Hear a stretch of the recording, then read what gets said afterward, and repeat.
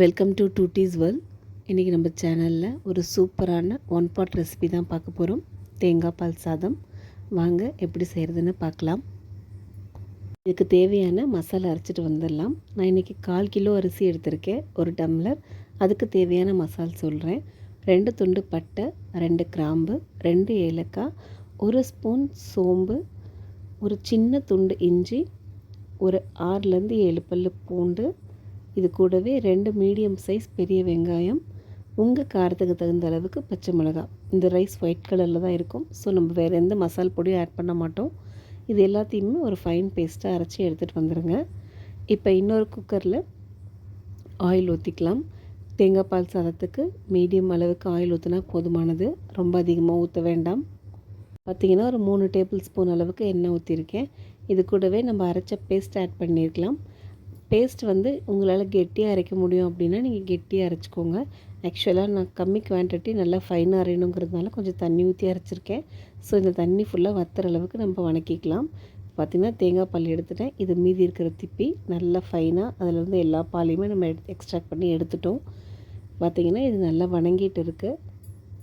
வணங்குற ஸ்டேஜ்லேயே இந்த கொஞ்சமாக ஒரு கைப்பிடி அளவு, கைப்பிடி கூட இல்லை, ஒரு பிஞ்ச் அளவுக்கு புதினாவும், அதே மாதிரி ஒரு சின்ன கைப்பிடி அளவு கொத்தமல்லியும் ஆட் பண்ணிக்கோங்க. இதையும் வச்சு அரைக்கக்கூடாதான்னு நீங்கள் கேட்கலாம். பட் அரைக்கும் போது பார்த்திங்கன்னா அது புதினா சாப்பாடு மாதிரியும் அதோடய ஃப்ளேவர் அதிகமாகிடும். ஸோ அதனால தான் நான் உங்களை வணக்கும் போது ஆட் பண்ணிக்க சொல்கிறேன். 1 டம்ளர் அரிசிக்கு பார்த்திங்க அப்படின்னா அரை மூடி தேங்காயோட பால் சரியாக கரெக்டாக இருக்கும். நீங்கள் பால் எடுத்த பால் கம்மியாக இருக்குது அப்படின்னா ஒன்றும் பிரச்சனை இல்லை. மீதி இருக்கிறதுக்கு நம்ம பேலன்ஸ் பண்ணுறதுக்கு வாட்டர் கூட ஆட் பண்ணிக்கலாம். கம்பல்சரி பாலே தான் ஈக்குவல் குவான்டிட்டியில் ஆட் பண்ணணும்னு எந்த நெசசரியுமே கிடையாது. பார்த்திங்கன்னா உங்களுக்கு நான் காமிக்கிறதுலேயே தெரியும், ஆயில் நல்லா அதுலேருந்து பிரிஞ்சு வர ஆரம்பிச்சிருச்சு. இந்த ஸ்டேஜ் வர வரைக்கும் நல்லா வணக்கிக்கோங்க. அப்போ தான் இஞ்சி பூண்டு வாசம் எதுவும் இல்லாமல் நல்லா மசால் நல்லா வணங்கி வரும். நம்ம எடுத்து வச்சுருக்கிற பாலை அளந்து ஊற்றிக்கலாம். நான் அந்த கிளாஸில் தான் அரிசி ஊற வச்சுருக்கேன். நான் 1 டம்ளர் அரிசி இன்றைக்கி நார்மல் சாப்பாட்டு அரிசி தான் எடுத்திருக்கேன். எந்த விதமான பிரியாணி ரைஸும் ஆட் பண்ணலை. ஸோ நான் நார்மல் ரைஸ்க்கு பார்த்திங்கன்னா 1க்கு 2 டம்ளர் தண்ணி வைப்பேன். 2 டம்ளர் எங்கிட்ட தேங்காய் பால் இருந்தது.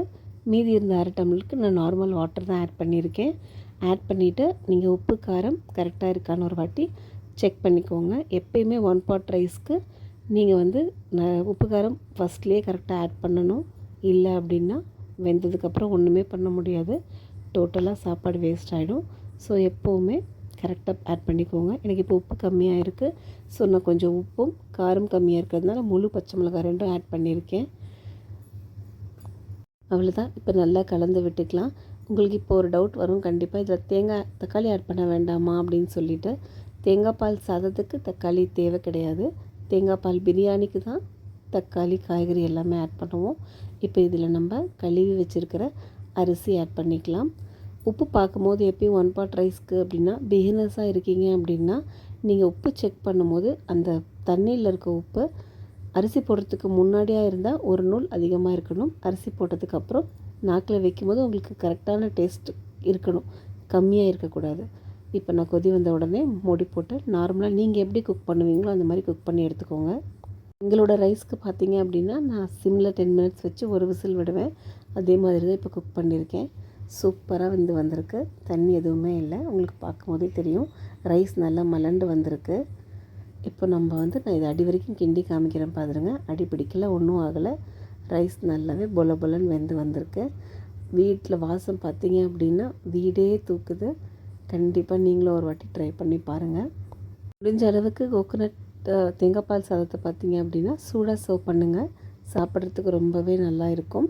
பட் ஆறுனதுக்கு அப்புறம் நல்லா இருக்காதுன்னு சொல்ல வரலை. இது நம்ம லஞ்ச் பாக்ஸ் ரெசிபியாகவும் கொண்டு போகலாம். பட் சூடாக சாப்பிடும் போது அதோட டேஸ்ட் இன்னும் அல்டிமேட்டாக இருக்கும். இதில் பார்த்திங்கன்னா பெருசாக உங்களுக்கு ஸ்பைசஸ் எதுவுமே கிடையாது. மசால் மட்டும்தான், பட்டை கிராம்பு மசால் இது மட்டும்தான். காரம் கூட நம்ம பச்சை மிளகாய் தான் ஆட் பண்ணியிருக்கோம்.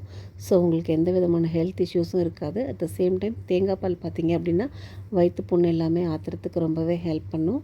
வீக்லி ஒன்ஸ் இந்த மாதிரி கொஞ்சம் ஆல்டர்னேட் பண்ணி நம்ம டிஷ் செஞ்சு கொடுக்கும்போது வீட்டில் இருக்கவங்களும் லைக் பண்ணி சாப்பிடுவாங்க.